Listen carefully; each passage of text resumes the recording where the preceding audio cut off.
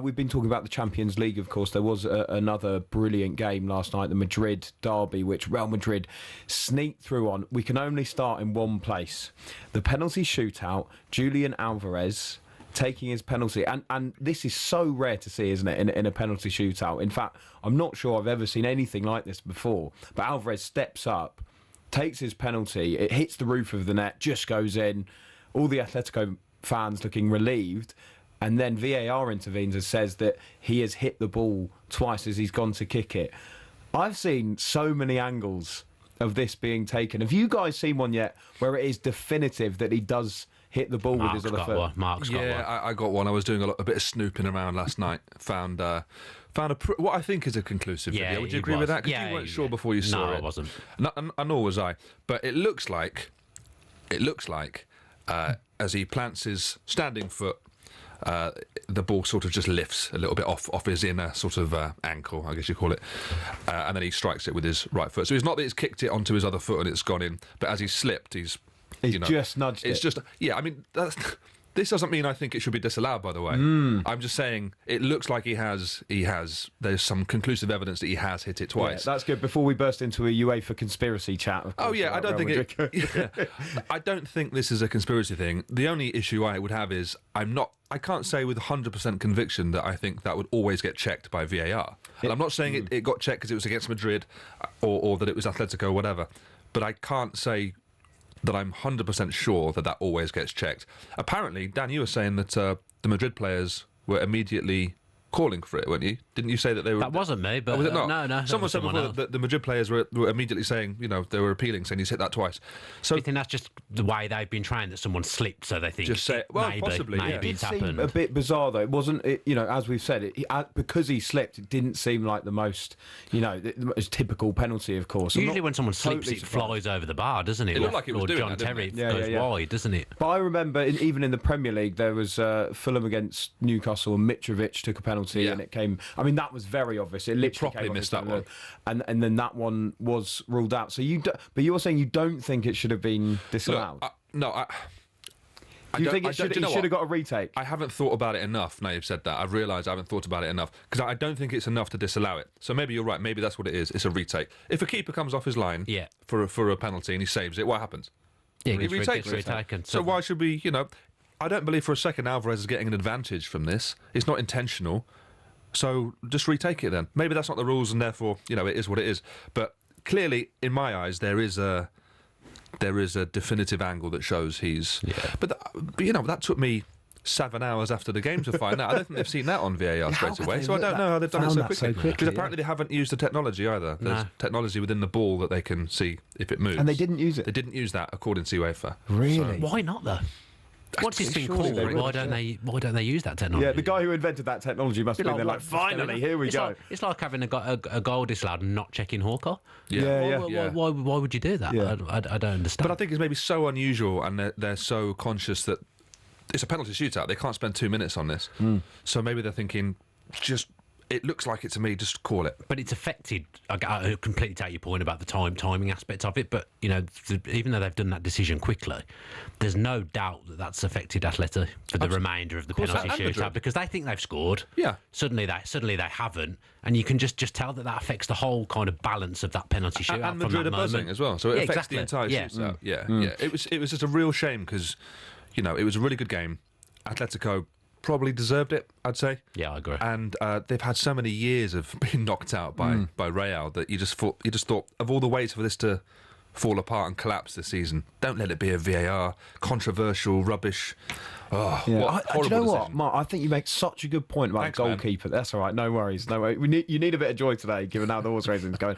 But I think you make such a good point about the goalkeeper there, about the fact that it would be retaken if a goalkeeper came. Why is that not uniform? Why should that rule be different? Either have it both ways or one way. If the keeper's off his line, then is that a goal given in the penalty shootout? Do you think he should have been allowed to retake that, Dan? Yeah, I would say so. I don't understand. Like, he hasn't. Well, he scored, hasn't he? I guess that's this. If he misses, it's not a debate, is it? Anyway, no one cares. But because he scored. But what are the rules? Do we know what the rules are? I guess it must change the rules. Yeah, it must be that it follows the rules of a penalty in normal play, surely. Because if he did that in normal play, it wouldn't count. it wouldn't count. It just feels Cruel. a bit It just feels cruel very in a bitter, shootout yeah. with the way that has happened. Having said that, you make a good point that if he'd missed, does he get to retake it? Surely he doesn't. Of course he doesn't. No, 'cause it's about- so why should he get to take it again if he scored? Just because I Because he think had that, advantage. that goalkeeper rule, I Yeah. don't know. You can't have it one way with the goalkeepers and a different way with the guy. I know it's slightly different nuances there, obviously. But you're not gaining an advantage. No. If anything, I don't think the keeper hasn't saved that because he slipped either. Like, No, Yeah, that's true. The keeper coming, half a yard off or 6 inches off his line or something is you get an advantage, and you can do that intentionally. No one on this planet is intentionally slipping No. on a penalty to gain any sort of advantage. There isn't one. So, worst case scenario, that happens. He scores. I would say from now on going forward, they make a rule change. Right, boy, you've got to take it again. Yeah. And everyone's happy then, I think. Real Madrid, obviously, though, finding a way to sneak through. Who do you now have? And obviously, I know who Dan's going to say, but who do you now have as the favourite Villa. spot to go on and win the Champions League? Shall I go first, as we know what Yeah. yours is? It's hard to see past Real, isn't it? Having said that, I think PSG are maybe the most complete. Is that right? One of the most complete sides I've seen. One of the most enjoyable to watch sides I've seen for a couple of years. Exciting. But would they get past Real Madrid well, this is the with thing. Madrid's pedigree? I still feel like PSG have got a little bit of. There's something not quite steely enough. It's a for me young in that team, side. isn't it? It is a young team. They're inexperienced. These big games clearly get them that experience, and going to Anfield and getting a result will make those players into those sorts of Champions Leagues guys. But I don't think they're quite there yet. I'm going to say PSG next season. We'll say Real Madrid this season. Yeah, go on then, Dan. I'd say Madrid as well. I would always back Real in the Champions League. They've got an affinity with that competition. They seem to pull it out of the bag. However well they play, however badly they play, they seem to get through, don't they? But people are kind of looking at that side of the draw and not looking across the way at Inter Milan. I think Inter Milan are going very much under the radar. Barcelona They're the as hipsters' well. choice at the moment, Inter, aren't They've they? got to the final before. Yep. The top of the league currently. Yep. They've got one of the best managers in the game. I don't think that gets spoken about enough. Simone Inzaghi is a brilliant manager. He's constructed a couple of decent sides with Inter. They've kind of lost a few players after the Champions League, and they've gone again. And they're a really exciting team. Know how to defend. Got some really exciting attacking players as well. Know what it takes to get to a final. Yep. I think maybe we're all a bit guilty of just looking at the one side because PSG and Real Madrid and of course Aston Villa are on that side. Yeah, of Big course. three. Of course. What about Arsenal then? What about Arsenal? Who've managed to get past PSV. They are going to be getting some of their bigger players back, but you're both shaking your head there. You're not giving Arsenal a prayer? I genuinely think Villa have got more chance of winning the Champions League than Arsenal. Genuinely.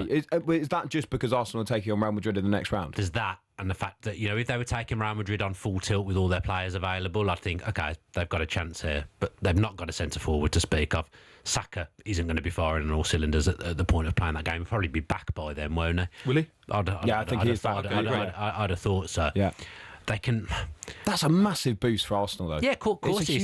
huge Saka's a world-class player who would get into most teams in the world, but I just think in the crucial games when games are tight, two-legged football, knockout football, not having that goal scorer is going to be a problem. Look at the goals Real Madrid have got. If a game's tight, you'd back someone in their team to pop up with a goal. And I'm talking about Villa. I'm not saying Villa are going to win the Champions League, but in a tight two-legged affair, Villa's firepower, Absolutely. I think, is more likely to get them through. If, God forbid, Arsenal did get through Real Madrid and Villa got through PSG, I think Villa could. I think Villa. Not God forbid. I think Villa could take Arsenal over two legs. I really do. I think Arsenal are outstanding up until their front line currently, and even when everyone's fit, I wouldn't still say they would be favourites at all to beat Real Madrid, even if Havertz is there, even if Saka's there. I think that they have a lack of, for want of a better word, killers. They don't have guys in there that in the big moments in those big games where you only maybe get one or two over the two legs. I think they're going to? Saka is. I know he's coming back. Sure, but he is that Saka kind of might player. be, but that's the one they've got, I think, because I don't think Havertz certainly isn't. I look at Villa, Asensio is, Yeah. Rashford can be, Watkins can be. So there's three players off the bat there. Rodgers, I think, is as well. Players that in those moments that turn up, the few moments you get in those big games, I fancy one of them to score in the way that I don't with this current Arsenal front three, but actually probably their front three generally, Saka excluded. Well, the only thing I would say on that, though, is that we've just talked about Inter Milan and said, well, they're going to do really well because they're really defensively solid. you can definitely argue that this Arsenal team is defensively solid. Yeah, is that sure. not a big trump card that they can pull? That can they try and frustrate those teams in the latter stages, or is there too much talent for Real Madrid or Villa or PSG, whoever they might face if they do make it past Madrid? I'm saying about Inter Milan defensively, but look at the strikers they've got. Thuram, Lautaro Martinez. They are the killers in front of goal. They will get you a goal in a tight game. You keep a clean sheet, you're probably gonna win the game. I look at Arsenal amongst pretty much all the teams that are left, and unfortunately for them, I just don't think they've got that experience. I don't think they've got that killer instinct or kind of the know-how. So when I talk about Villa, I'm talking about a manager that's played probably 100 games, probably more in Europe, has managed 2-leg ties, has won European trophies. I'm not an Arteta hater, so I think he's done a brilliant job at Arsenal.